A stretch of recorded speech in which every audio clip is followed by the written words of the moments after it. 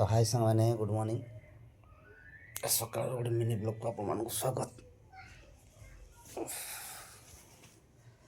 सातटा हेरानी उठे उठे टे देरी है कहीं कल रात बहुत देरी शुली।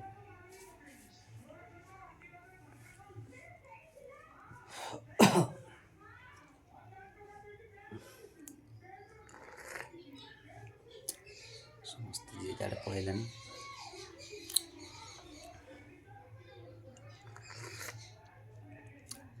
लाइफ किसी एमती सिचुएसन आसे जो कि समस्त थाई भी एकुटिया लगे। आ जो परिस्थिति रे वर्तमान मु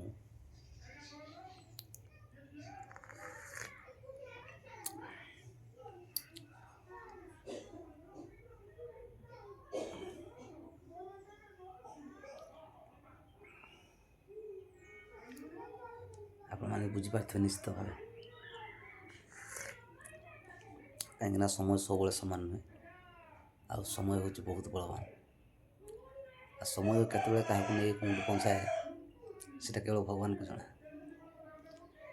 किंतु आम हूँ समय दास समय अनुसार आम कम करवा ठीक।